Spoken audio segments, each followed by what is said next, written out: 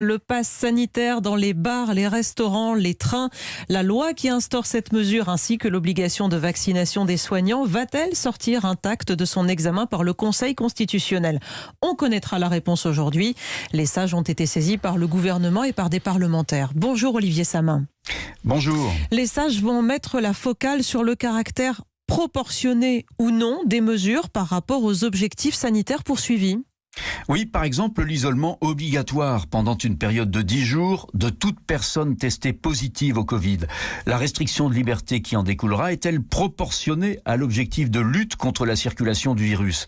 La loi prévoit, c'est vrai, que les personnes en question pourront sortir de chez elles entre 10h et midi chaque jour, ainsi qu'en cas d'urgence.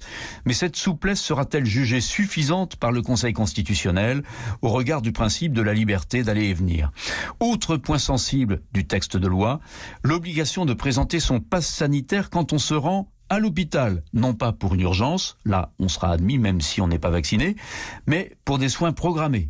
Lors du débat au Parlement, le ministre de la Santé, Olivier Véran, avait défendu l'objectif de faire des établissements de santé des sanctuaires éloignés du Covid. Sauf que, lui répond Karine Roland, présidente de Médecins du Monde, en matière d'accès aux soins, il ne peut pas y avoir de discrimination. Pour nous, l'accès à la santé doit être inconditionnel pour toutes et tous.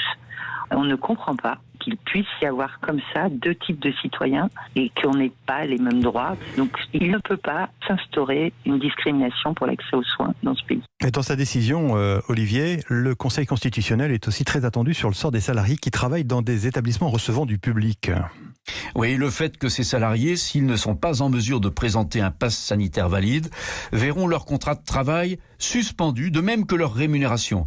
On parle là des salariés des restaurants, des centres commerciaux, des transports publics, avec le risque que, au bout d'un certain temps, ils soient licenciés, même si le mot licenciement n'apparaît finalement pas dans le texte. Ce point a donné lieu à des controverses, y compris après le vote du projet de loi. La ministre du Travail, Elisabeth Borne, n'a pas exclu la possibilité pour l'employeur de licencier des salariés qui se trouvent dans cette situation.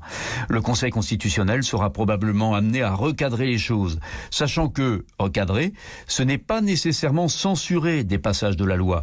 Les sages peuvent aussi fixer des réserves d'interprétation. Autrement dit, valider le texte, mais préciser la manière de l'appliquer quand plusieurs interprétations sont possibles. Merci. Les explications d'Olivier Samin pour Europe 1.